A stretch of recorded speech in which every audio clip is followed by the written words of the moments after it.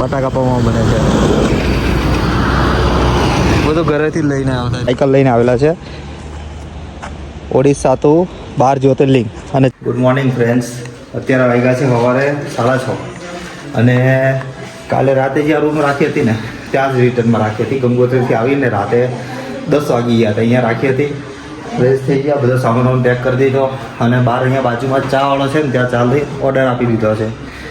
અને કાકા બી એક નંબર છે. બીજે બધે રેટ પૂછ્યો ને 2200-2500 રૂમના કહેતા હતા, છેલ્લે 1500માં માને, પણ અહીંયા 800માં આપી હતી કાલે, એટલે આજે બી 800માં જ રાખી હતી. અને હવે નીકળીએ છીએ સોન ટ્રેક માટે. આજે 230 કિલોમીટર કવર કરવાનું છે સોન ટ્રેક માટે, અને કાલે ટ્રેકિંગ ચાલુ કરશું કેદારનાથનો. તો આજે ખાલી સોન ટ્રેક સુધીનો વિડીયો બતાવીશ, બીજા બ્લોગમાં તમને કેદારનાથનું આખું ટ્રેકિંગ બતાવીશ. ગાડી અહીંયા ચાનો ઓર્ડર બધા ઘરેથી નાસ્તો એટલો લેવા છે કે લેવાની જરૂર નથી પડતી. નાસ્તો કરીને નીકળશું. આપણે અહીંયા ઉત્તરાખંડના કૂતરા જોઉં ખાલી, આપણે રેગ્યુલર બધા ઘરે પાળવા લાવે ને એવા અહીંયા શેરીના કૂતરા છે, એકદમ ભરેલા.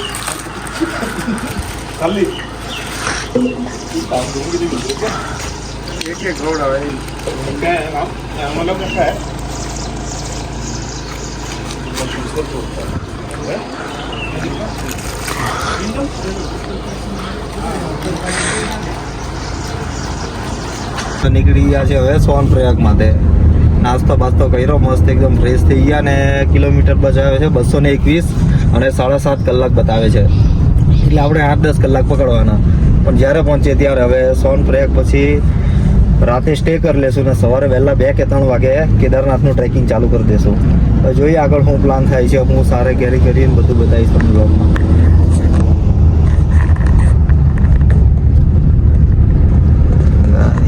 આ રસ્તામાં ગયા છે કેદારનાથ ને એક ડુંગર ઉપર આગ લાગેલી છે ખતરનાક.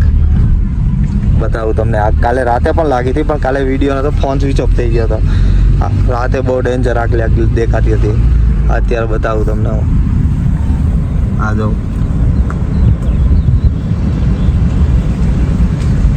આગ લાગેલી છે. આગ ક્યાં સુધી જાય નક્કી નહીં, કેમ કે કાલે જોયું ને તો બહુ અડધો પહાડ ઉપર આગ ચાલુ હતી. તમે એક સ્ટોપ લીધો હતો, શોપ પરથી કેળા લીધા. 80 રૂપિયા દર્જન છે અહીંયા. કન્ટિન્યુ ચલાવી હતી 2 કે 3 કલાક જેવું, એટલે કે થોડોક સ્ટેપ લઈ વોશરૂમ જી આવ્યા અને પછી આગળ જઈએ. અહીંથી પણ ઓ ભાઈ એક મંદિર જવું મસ્ત લાગે છે.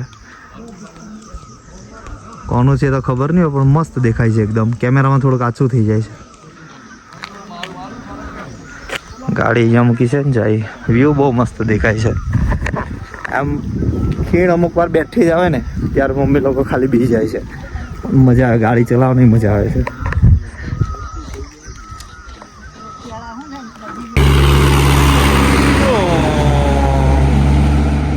કેટલી સ્પીડમાં ચલાવે.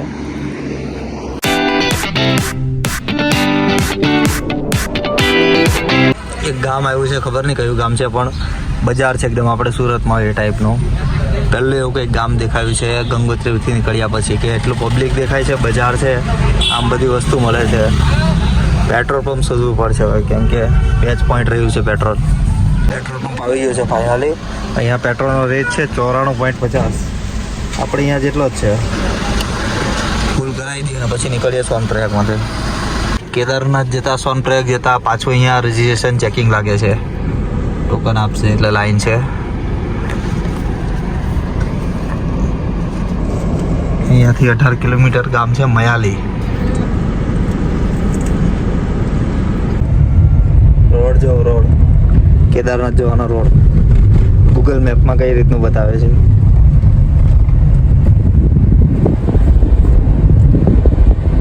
હજી કેટલો તો ઉપર નીચે બતાવે છે, એકદમ વળાંકચુકત છે. બોર્ડ આવી ગયું છે હવે, ચંદ્રપુરી ગુપ્ત કાશી ફાટા ને કેદારનાથ. કેદારનાથ હજી છે 75 અને ગુપ્ત કાશી બસ આવી જ ગયું છે.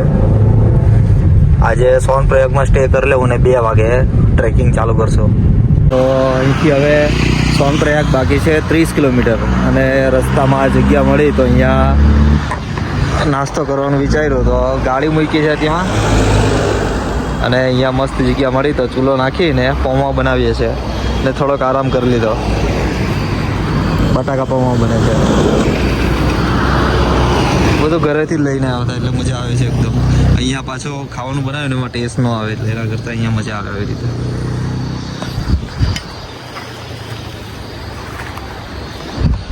પૌવા થઈ ગયા છે રેડી ને ખાવા બેસી ગયા છે. હવે મસ્ત બન્યા છે એક નંબર. લીંબુ કેરી પૌવા મસ્ત જમીન હવે ગયા આગળ.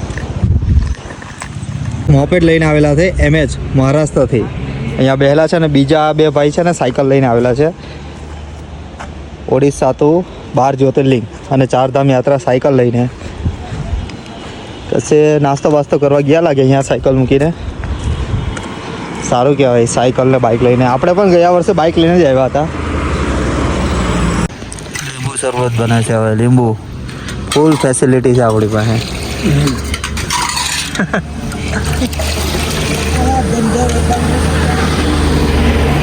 કેદારનાથ સોનપ્રયાગ ખાલી 15 કિલોમીટર બાકી છે. ખાલી ફાટા હોય તો ફાટાથી હેલિકોપ્ટર ઉપાડે, ત્યાં થોડોક રેટ વધારે હોય.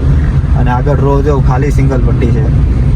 સામેથી બસ એવું આવે એટલે આપણે સાઈડમાં રાખવી પડે. બાકી મસ્ત નજારો છે ને. અત્યારે વાગ્યા છે 4:30. કલાક 1.5 કલાકમાં સોનપ્રયાગ પહોંચી જાઉં. પછી ત્યાં સ્ટે કરી લેશું. સવારે 2-3 વાગે ચાલવાનું ચાલુ કરશું. પછી બતાવીશ આગળ શું છે શું. આ વખતે બરફ ઓછો છે કેમ કે વાતાવરણ ગરમી જેવું હતું ને એટલે. બાકી બહુ મસ્ત દેખાય છે એકદમ. ગાડી જો પાર્કિંગ કરેલી છે અહીંયા. સોનપ્રયાગથી 7 કિલોમીટર દૂર છે. કન્ટિન્યુ પાર્કિંગ જોજો કેટલું કરેલું છે તે. હવે સોનપ્રયાગ ગયો પછી ખબર પડે ત્યાં પાર્કિંગમાં જગ્યા મળે કે નહીં. કેમ કે સોનપ્રયાગમાં બહુ મોટું પાર્કિંગ છે.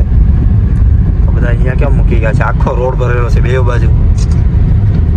હાઈવેસ કે ઉપર ઓછો ટ્રાફિક મળે. પછી જાય પછી ખબર પડે. સીતાપુર આવી ગયું છે ફ્રેન્ડ.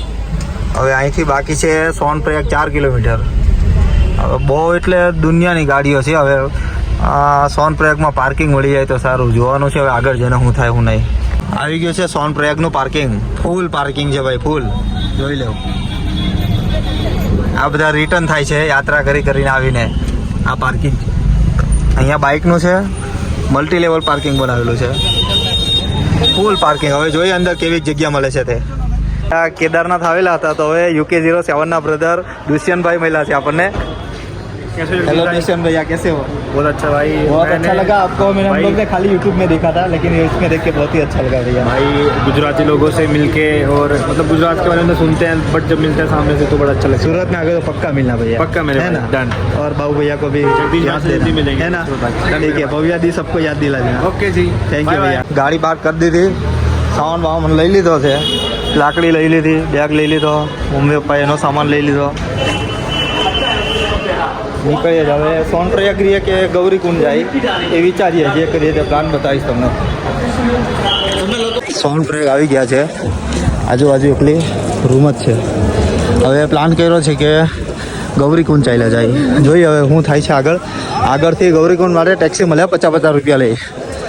જોઈએ છે કેમ થાય છે. અહીંયાથી જીપ લઈ જાય છે ગૌરીકુંડ સુધી. અમે ગૌરીકુંડ જવાનો પ્લાન કરી દીધો છે.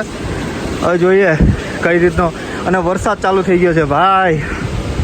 થઈ ગયા છે અત્યારે ટેક્સીમાં. આગળ 3 બેહાડે, વચ્ચે 4 અને છેલ્લે 6. એવી રીતે લઈએ. અત્યારે વાગ્યા છે 7:30 8 વાગ્યા છે ને બેસી ગયા છે અંદર. ગંગોત્રી જવાનો પ્લાન. અરે ગંગોત્રી શું, ગૌરીકુંડ જવાનો પ્લાન કરી નાખ્યો છે. હવે ગૌરીકુંડ જઈ ત્યાં બને એટલું જલ્દી નીકળી જશું. અહીંયાથી પાલખી લઈ જાય છે, શેની લઈ જાય છે એ નથી ખબર.